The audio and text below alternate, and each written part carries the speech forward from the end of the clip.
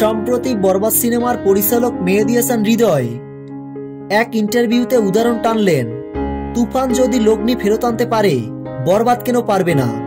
পরিচালকের এমন কথায় ভক্তরা বলছেন, আপনার কি মনে হয় তুফান গল্পের জোরে বা শুধু বিগ অ্যারেঞ্জমেন্টের জোরে অথবা শুধুমাত্র শাকিব খানের স্টারডমের কারণে লগ্নি টাকা ফেরত আনতে পেরেছে? তুফান সিনেমার লগ্নি ফেরত আনার পেছনে 50% অবদানই এই ছবির ইউনিক ও বুদ্ধিদীপ্ত প্রচারণা। অল্প সময়ের মধ্যে ছবি বানিয়ে খুব অল্প সময়ে পরিচালক রায়হান রাফি তার ছবির প্রচারণায় যে স্ট্র্যাটেজি খাটিয়েছে, সেটা যদি আপনি বুঝতেন তাহলে তো হতোই।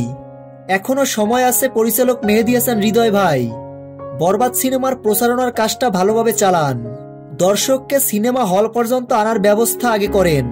আপনার মেকিং ভালো হলে, ছবির কোয়ালিটি ভালো হলে বাদবাকি কাজ প্রচারণার দর্শকরাই করে দিবে। তো ভিউয়ার্স, ভিডিওটি সম্পর্কে আপনাদের কোনো মন্তব্য থাকলে কমেন্ট বক্সে কমেন্ট করে জানিয়ে দিন। ভিডিওটি ভালো লাগলে একটা লাইক দিয়ে আমাদের পাশে থাকুন।